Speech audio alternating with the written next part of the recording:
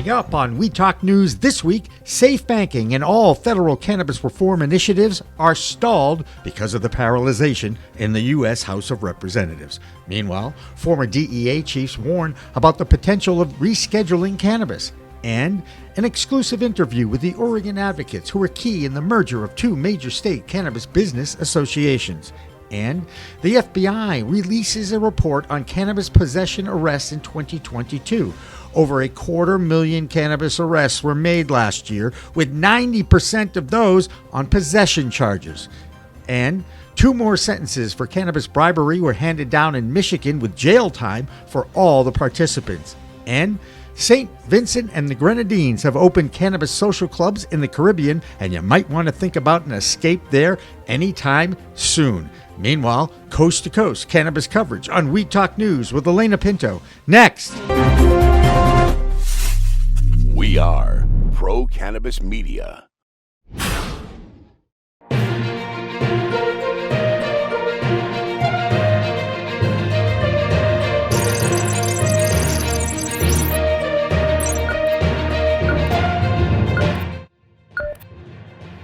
Hi, everyone. Welcome to We Talk News, Pro Cannabis Media's weekly roundup of cannabis news from around the world. I'm Alaina Pinto. And once again, we will start in our nation's capital, Washington, D.C., where it's not politics as usual down there. And the reason, the Republican Party can't find a leader for House Speaker. So what does that do for federal cannabis reform movement? It stops it. Of course, just trying to keep the entire government from shutting down is a bit of a bigger priority than cannabis reform, but with the U.S. Senate showing more interest than ever before, even if they could pass the safer banking bill, the House probably will reject it. Our man in D.C. is Andrew Behringer. Here he is. Reporting from Washington, D.C., this is Andrew Behringer. Now, nearly 250,000 people were arrested for cannabis violations in the United States last year, according to new FBI data. Of the approximately 227,000 cannabis-related arrests in 2022, a staggering 92% were for simple possession. This represents a slight uptick from 2021, when 219,000 cannabis arrests were reported nationwide. However, the true number is likely higher due to ongoing underreporting issues. In 2022, only 83% of the law enforcement agencies submitted arrest data to the FBI, compared to just 63% the previous year. This gap makes it unclear whether the increase reflects more pot arrests or simply more reporting, and it obscures the full scope of how many Americans face charges for cannabis annually. Here's what we know. Cannabis arrests accounted for a full 30% of all reported drug violations last year, even as 2/3 of the states have legalized medical or adult use. And while totals have fallen from their peak of over 870,000 cannabis arrests back in 2007, advocates argued this level of criminalization is still unacceptable given shifting attitudes on cannabis. In a statement, the National Organization for the Reform of Marijuana Laws, NORML, called it inconceivable that the era of legalization, accurate data on the costs and impacts of prohibition remains so murky. Unclear statistics impede efforts to evaluate the harms of our nation's approach to cannabis. Lawmakers, officials, and voters may be rethinking old policies, but hundreds of thousands still felt the effects of criminalization last year, and it continues. As views of cannabis evolve, many argue it's past time we understand the true toll of this ban's status and relook at potentially rescheduling or descheduling. Once again, my name is Andrew Behringer from We Talk News and the DC Area Report. There's more research being shared from the cannabis market, and Headset is sharing some interesting trends amongst consumers. Flower is and always will be king as a means of ingestion for many, but now it's the pre-rolled joint that is gaining in popularity. According to Headset, flower and disposable vape pens are 1 to 2 in sales, but pre-rolls are a strong third and showing the most growth. Headset reported that pre-rolls accounted for 13.5% of total cannabis sales in the legal states of Arizona, California, Colorado, Illinois, Maryland, Nevada, Washington State, and Oregon. It's that last state where there is major news coming out this week with the merger of two business associations. The Oregon Cannabis Association and the Cannabis Industry Alliance of Oregon voted unanimously to merge into one powerful group of businesses and lobbyists. And with more from that state, here's Marianne Cursetjee. I'm Marianne from Alibi with this week's Oregon Cannabis Report for Weed Talk News. Attorney Vince Lewowski published an article this week stating that Oregon licensees can now collateralize their licenses. Attorneys have successfully argued this point. This opens up new options for real estate and private debt. Next, as mentioned last week, ASTM International is updating and creating standards for cannabis cultivation and manufacturing. Oregon's industry is participating and voting on these standards. Anyone who is interested in shaping the future of cannabis standards is welcome to participate. Check out astmcannabis.org. And finally, exciting news from Oregon this week. Two cannabis trade associations, the Oregon Cannabis Association and the Cannabis Industry Alliance of Oregon, have agreed to merge. This merger creates a powerhouse of talent and experience focused on driving the cannabis industry forward in Oregon. Mike Getlin, board chair, says it is now more important than ever to speak with one unified voice and to work as one unified body with regulators and legislators to try and figure out a way to carve out a better future for our businesses. That'll do it for the Oregon Report this week. I'm Marianne with Alibi for Weed Talk News. Earlier this week, PCM founder Jimmy Young joined Marianne and two major players in the Oregon business community. And they talked about the significance of this merger. Here they are. How big a deal is this? I think it's really huge for a couple reasons.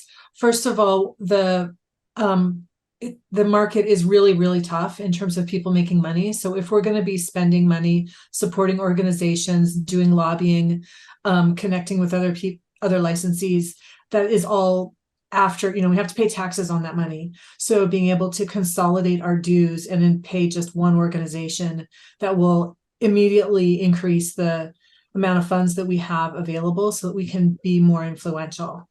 And then the second reason is just that we need to work together. And as this latest conversation with Aspergillus has proved, we need to actually be talking to each other and come up with strategy so that we can be stronger together and move the industry forward. Marianne's telling me is, a very historic deal in Oregon that these two associations have come together. Explain how it all came out, because you were right in the middle of it, weren't you? I'm definitely right in the middle of it. The thing you gotta understand, it's a small community, right? We all know each other. We all work together on these issues, and we worked together on public policy with the OCA folks for many, many years. So, I think what it was is that, there's a combination of both internal and external factors that made now the correct time for this merger to take place. And those internal factors were just the process of building trust between the boards of both of these organizations had matured. And that's not something that happens overnight. The entirety of that interview will be released next week as a special In the Weeds with Jimmy Young podcast. Next up is Washington State, where cannabis sales are soaring thanks to the fact that neighboring Idaho has one of the most strict cannabis laws in the country. The success of border town dispensaries is hard to ignore in any state in the U.S. And here's Matthew Friedlander with more. Hello, everyone. Matthew Friedlander coming to you from the owner's office here at Skagit Organics with the Washington State Cannabis Report for Weed Talk News. So you may have noticed last week, I did my report from Michigan. I was out there at the MJ Unpacked event. It was great to see what a recreational market looks like in a different state compared to what we have going on here in Washington. Today, I'm going to talk about what our state with a recreational market looks like compared to Idaho, our neighbors to the east. They do not have a recreational cannabis market. I believe they don't even legally allow CBD products, but that is a different conversation for a different time. The Washington State Liquor and Cannabis Board recently released data showing how much money was spent here in Washington in the fiscal year 2023. We spent $1.26 billion on cannabis here in Washington. And when I say we, I am including all the people driving over from Idaho to our border stores in Eastern Washington and buying their cannabis there. This led to an excise tax of $466 million here in Washington. That is tax money being collected in our state from Idaho residents that could be collected in Idaho to help them improve their communities and help all of their programs in Idaho. Instead, we are benefiting from that. Now, Washington does still have one of the highest excise tax rates in the country at 37.5%. So while the tax revenue is great for the programs that we need to fund here in Washington, not great if you're a consumer, unfortunately. About a third of the price that you're paying at the store is just going right to the state. Luckily, some of that's going to be fixed, hopefully during this legislative session coming up starting January 2023. But we will talk more about that in coming weeks. That's what I've got for you today. My name is Matthew, coming to you with the Washington State Cannabis Report for Weed Talk News. Don't forget to like, share, and subscribe. Another one of those success stories in the early stages of cannabis reform is Arizona. That market is booming, and Karen Black has a checklist of all of those sales figures in her Arizona Cannabis Report. I'm Karen Black from Greenfinger Consulting with the Arizona Cannabis Report for Weed Talk News. Put your math hats on because I've got a lot of figures to share about the Arizona cannabis market. First, adult use sales continue to smoke medical sales.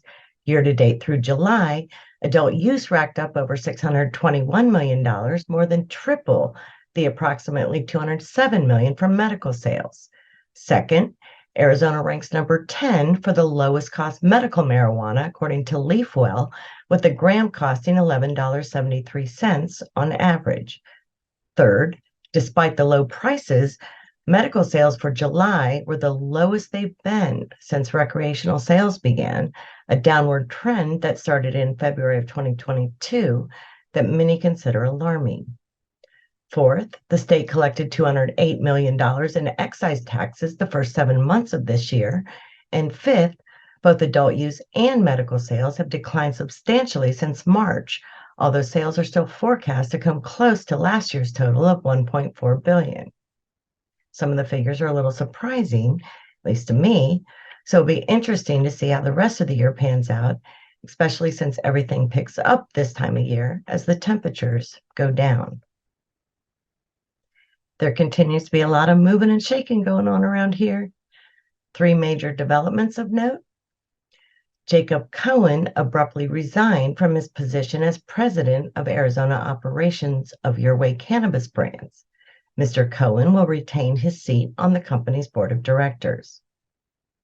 On the heels of its recent acquisitions in Ohio, Phoenix-based Vex Sciences announced it is selling its cultivation facility in Prescott Valley, Arizona, to Elevate Cannabis Co. from Missouri for $6.5 million. The recent entrant into Arizona market is expected to pay cash for the grow upon closing November 1st. And lastly, Arizona's Forefront Ventures Corp.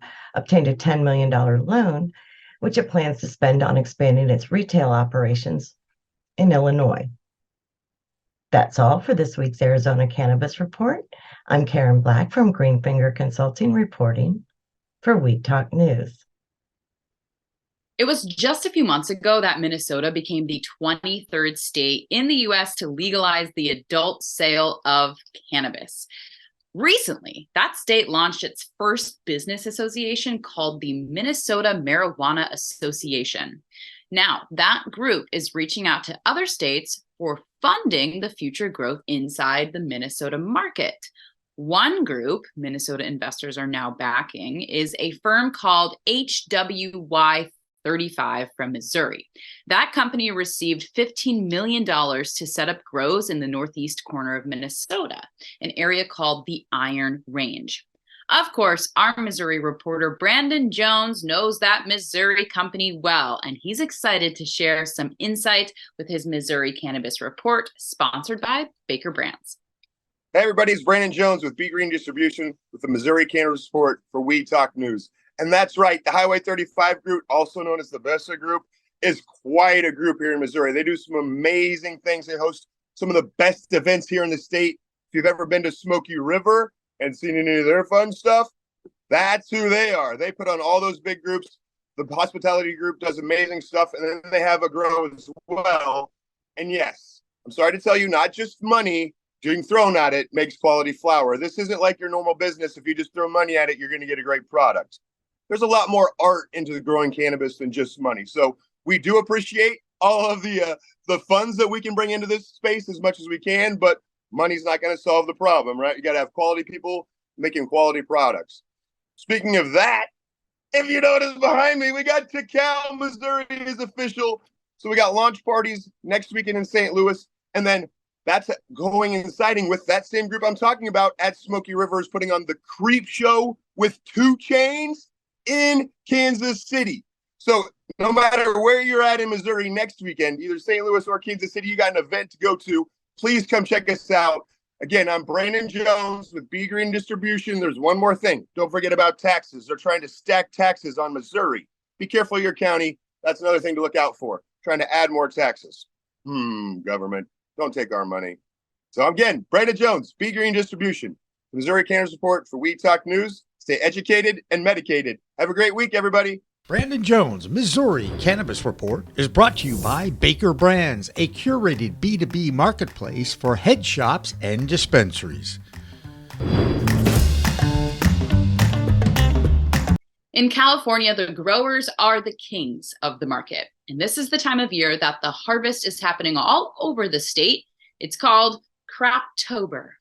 Many of the award-winning grow farms are located in Humboldt County. LeVanna Nassau has our California Croptober Cannabis Report.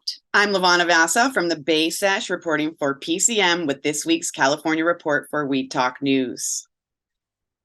It's Croptober in California, and the crops are getting chopped from full sun to indoor. The biggest harvest time of the year is here. We are in the 3rd week of Croptober, and exciting news keeps coming in from the Hill. I heard from Soul Spirit Farms, a multi-generation regenerative sun-grown farm in Humboldt County, and they're very excited about their candy grapefruit cuts from Happy Dreams Genetics. And their other favorite harvest cut is Element Flowers, which is no surprise because they won certified organic sun-grown with it at the Emerald Cup last year.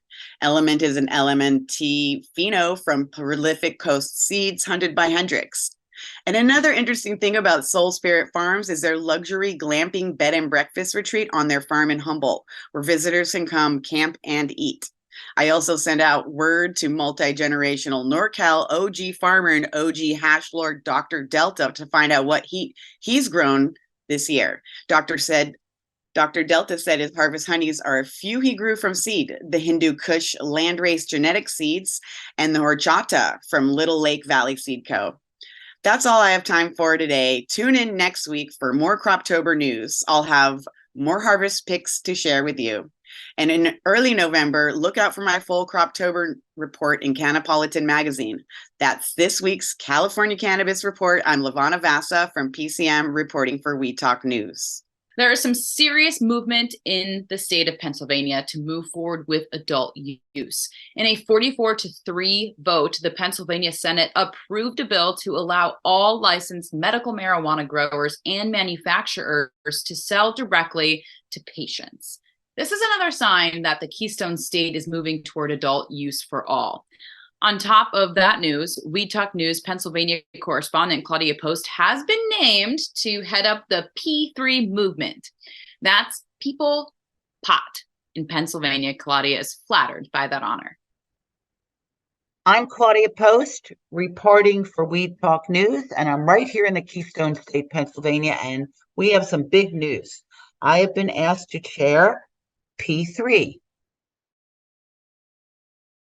It's pot people and Pennsylvania, which is the arm on a statewide basis to bring together folks who want to see adult use and home grow move forward in Pennsylvania. As a matter of fact, we're going to be in Harrisburg. We're speaking politicos, and I will keep you informed as we go along because this is important for Pennsylvania. And I thank you so much for today. That was my news. I will be back next week with news from Pennsylvania. People, pot in Pennsylvania. The European cannabis market continues to evolve. In Denmark, a recent change to their medical program has driven thousands more to get a prescription from their doctor. Yes, in Denmark, doctors can prescribe cannabis as medicine. The growth has been staggering, with 90% growth in numbers of patients in 1 year. Meanwhile, in Canada, growth has now been replaced by stagnation as the novelty of a legal country grows older 5 years into their programs. Taking a look at the cannabis scene in New York is always changing. There are still more illegal stores selling cannabis than legal ones. And while the state is trying to put pressure on landlords to oust their illegal operations, very few have stopped. Meantime, more and more dispensaries are starting to open, and that license application window is now open until December 18th. So here's Pam Chmiel with our New York Cannabis Report. I'm Pam Chmiel with the New York Cannabis Report for Weed Talk News. Just when you thought the New York licensing issues were being solved, it looks like there will be more delays. Local community board approval continues to be the most challenging and time-consuming factor for the delay. Community boards are inundated with cannabis applications and are concerned they won't meet the December 18th deadline to submit these applications to the Office of Cannabis Management for approval. And will there be tax breaks from Governor Hochul for cannabis businesses in New York City? Many are being strangled by the 280E clause in the tax code. The 280E clause is right in the middle of the debate in Washington, D.C. on safe banking. Some states, including Connecticut, have already waived the clause that won't let businesses write off normal operating expenses because of its federal status. And another high-profile figure in the rollout of New York's cannabis industry has quietly left his position. Reuben McDaniels, the head of DASNY, the government-appointed agency responsible for providing real estate and funding for social equity entrepreneurs to have a fair shot at the industry, has stepped down. McDaniels was unable to meet the goal of funding the program, and his office grappled with finding retail locations for the participants. That's this week's New York Cannabis Report for Weed Talk News. I'm Pam Chmiel. There are 2 different stock exchanges in Canada, and many U.S. companies have used them to help raise valuation and funding. Now, a second multi-state operator might move their portfolio from one exchange to another, from CSE to TSX. Going public in Canada has been an effective way to help raise capital for some large companies, but it's not for all. And some are saying to stay out of it. Our stock guru, Doug Miller, has his opinions too on High on Wall Street. I'm Doug Miller from High on Wall Street with this week's cannabis stock report for Weed Talk News. I want to discuss an article I saw on newcannabisventures.com because it is a topic I discussed before. The headline reads, "Cannabis stocks are wasting their time listing in Canada." I discussed Curaleaf and them applying to trade on the TSX, the Toronto Stock Exchange. The article does not think it's important for an American company to be listed on a higher exchange in Canada. They do continue to believe that listing on a higher exchange in the US would be a significant move for MSOs. I have to agree with that, and I also believe these companies will not be able to survive without the Safer Banking Act and the rescheduling soon. So let's go ahead and look at Curaleaf's stock chart. It's trading around 370 and it has been dipping from the top. So I'm watching for the bottom so I can catch that quick bounce. And that's this week's cannabis stock report. Reporting for Weed Talk News, I'm Doug Miller. Since our inception here at Pro Cannabis Media, we have suggested that responsible use of this plant medicine can be beneficial for many who struggle with a variety of ailments. Well, now in Vermont, high school health teachers are opening up their conversations about weed while still saying no to underage experimentation. 2 years ago, the Department of Health Youth Risk Behavior Survey reported that 16% of Vermont ninth graders have tried cannabis, and by grade 12, that increases to 46%. So on average, it means that half of the high school students in that state have tried cannabis. One person who would be a great guest in any high school in Vermont would be our very own green nurse, Jessilyn Dolan. Here's this week's Vermont Cannabis Report, sponsored by Cannatryl. I'm Jessilyn Dolan from Vermont Cannabis Nurses, and this is the Weed Talk News Vermont Report. WCAX recently reported on cannabis consumption amongst school-aged children between 12 to 17 years, noting that more and more dispensaries are opening, with 10 in Chittenden County alone. In WCAX's report, the Vermont Department of Health says that Vermont has the second highest percentage of this age group nationwide, reporting cannabis consumption in the past 30 days. On Saturday, October 24th, Rural Vermont and Vermont Growers Association present a post-harvest processing and production workshop with Birdland Farms at Love Spun Homestead in southern Vermont. For more info, visit vermontgrowers.org. The Cannabis Control Board will be holding its monthly meeting on Wednesday, October 25th. For more information, visit ccb.vermont.gov. Also on the 25th, Green Mountain Patients Alliance is hosting a virtual community gathering to discuss needed change to the medical program. For more information, visit greenmountainpatients.org. That's the Vermont Report for Weed Talk News. I'm Vermont's cannabis nurse, Jessilyn Dolan. The Vermont Cannabis Report is supported by another Green Mountain business, Cannatryl, winner of High Times Best Dry Cure System.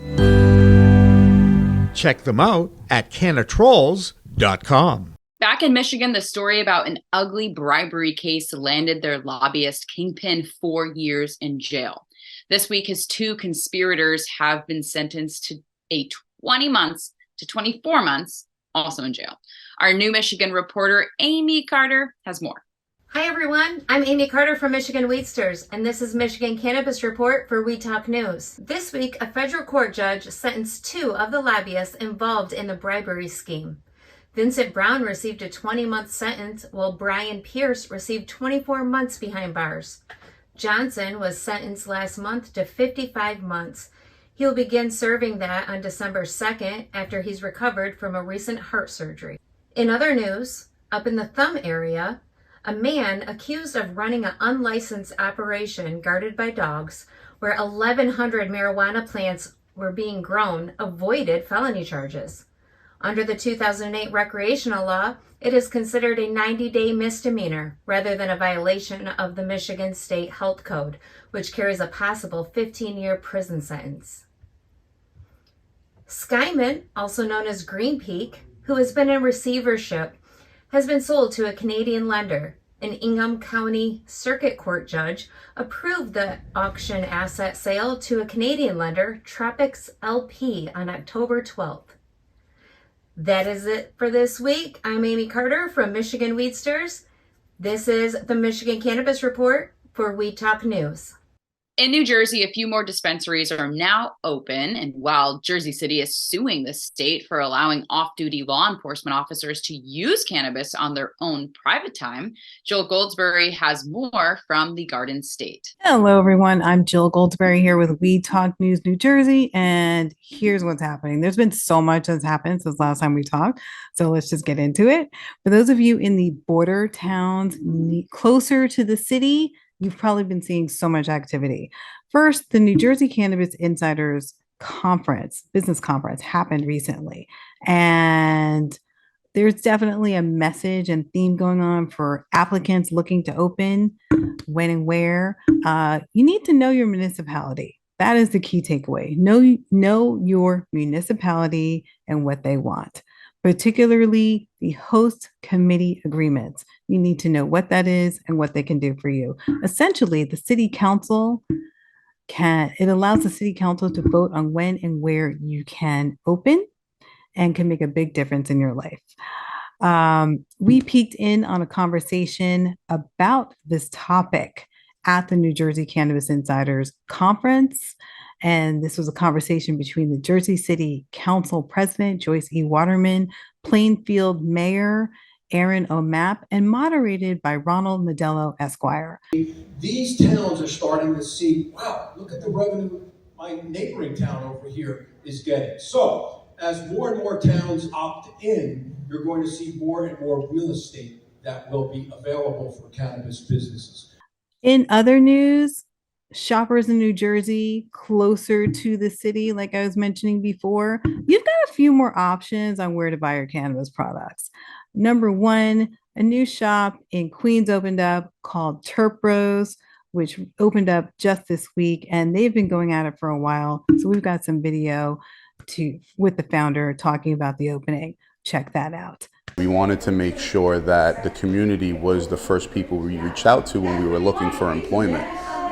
We don't want to see anybody who doesn't love the culture as much as we do come in and work with us. So it was pretty cool, and I'm super happy that the community was supportive, and the local community board and the elected officials, Senator Jessica Ramos and the Queensborough President Donovan Richards, were very supportive of the event. And it's just good to see everybody come around and break the stigmas of the old cannabis mind state. I will be here next week with more Weed Talk News. If you have something interesting you want to share with me, hit me up at smokestash212 on Instagram. I'm Jill Goldsberry with Weed Talk News. See you next week. The number one resource for cannabis legalization news is our Illinois correspondent and practicing cannabis attorney, Thomas Howard. Here's his Illinois report for this week. Hey, it's Tom reporting on the Illinois market for Weed Talk News. I got a couple of things. First off, Cresco sent out a press release. They are out of Arizona. They sold their vertical in Arizona to an affiliate of Mint Cannabis for $6.5 million, and they have taken out a very large mortgage on 3 properties in New York for $25.3 million in Ellenville, New York. And then there's going to be some more news out of Illinois regarding the craft grow litigation, but we have a hearing on that next Monday, so tune in next week on that. Also, the Illinois legislature is back for a very short veto session before the holiday starts around mid-November. So we may have some updates on Illinois cannabis legislation in the coming episodes, but that's all I got for you right now. Tune in to Cannabis Legalization News on Sunday. In Connecticut, there is a group that is following the lead of the state of New York on a challenge to a part of their new law that gives social equity applicants first crack at the awarding of adult use licenses. They are claiming that federal law of the Controlled Substances Act preempts the Connecticut state law that legalized cannabis in that state in the first place in 2021. And Angie Siefert has more with our Connecticut Cannabis Report. I'm Angie Siefert from Skip Intro Advisors with the Connecticut Cannabis Report for Weed Talk News. Connecticut collected $3.5 million in excise tax revenue, not sales tax, in second quarter of 23. While that puts Connecticut 5th from the bottom of all states with legal sales, the $3.5 million represents a significant increase from the first quarter of 23, when the state pulled in $1.15 million. Keep in mind, sales of medical are not taxed. If you have a condition and interested in trying cannabis, you could get your medical card and then not pay taxes when purchasing at the dispensary. The big story of the day is that a coalition of residents in Stamford, Connecticut, who are trying to invalidate local cannabis regulations, are pushing back on an alleged lack of standing, arguing that the city and state are abetting criminal enterprises running afoul of federal law. So, in August, the coalition and 15 individual plaintiffs sued the city's zoning board and mayor, alleging the state breaks the U.S. and state constitutions. The Stamford Neighbors Coalition, argued that cannabis businesses will be engaging in crime on a daily basis, bringing a high likelihood of affecting citizens, and arguing a case can be made that the majority of both zoning and planning boards are civil RICO conspirators.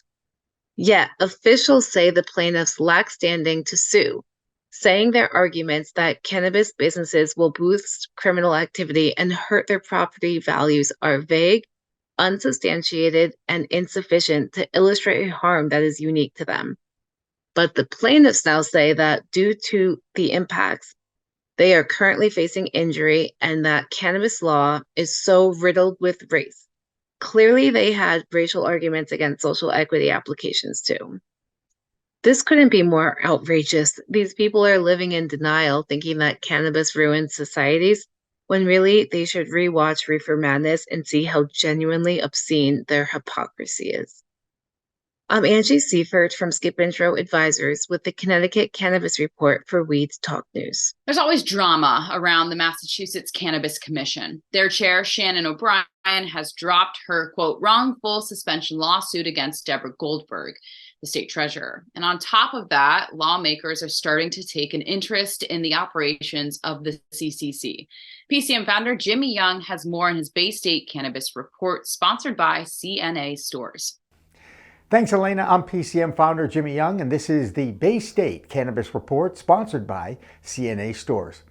The cannabis regulators of Massachusetts seem to be in the news for all the wrong reasons lately. First, the chairman of the CCC, Shannon O'Brien, called the environment for her own commission to be in crisis. Then, State Treasurer Deborah Goldberg suspended O'Brien, and then O'Brien filed a lawsuit that was later dropped. Now, the state legislature is looking at the Cannabis Control Commission and may start to audit it.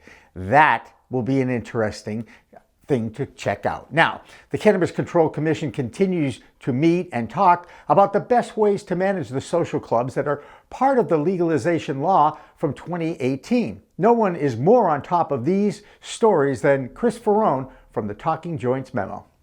This is scandal the right word? I wouldn't say scandal. I don't think anyone's in Miami Beach, but it is really just, I guess it's kind of unfortunate. And before I shut up, I just want to say one thing. I got to give them a little credit, because through all of this, really, the Cannabis Control Commission, they did get a lot done. I mean, they rewrote the host community agreement stuff. So all these stipulations really going to stop a lot of abuse by municipalities that are saying, you want to set up a dispensary here, give us this, donate to my cousin's nonprofit. That can't happen anymore.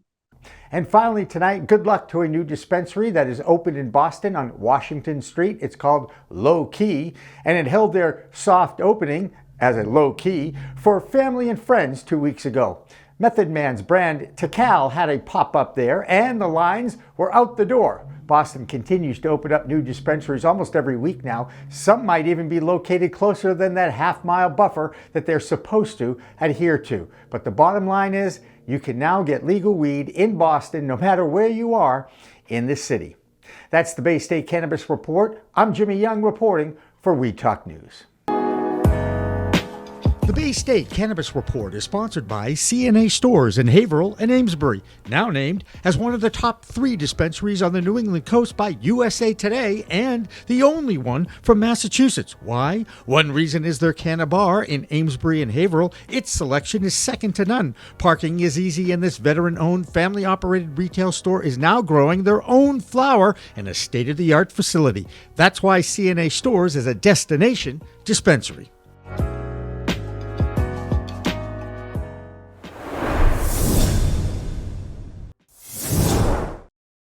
And finally, if you are planning a trip south this winter, you might want to check out St. Vincent and Grenadines Islands in the Windward Islands in the Caribbean. On October 20th, that island's first social consumption lounge will be opening up in their capital city of Kingstown, called the Therapy Restaurant next to the Greenhouse Cafe and Lounge. If you have a medical card, you can buy and enjoy your favorite strain, have an infused beverage, and just chill out in St. Vincent. And with winter as the next season to deal with, it could be nice to escape to the Caribbean. Just got a little bit more enticing, didn't it? Well, that's Weed Talk News for this week. I'm Alaina Pinto, and remember, it's a whole new world of weed out there. Use it responsibly.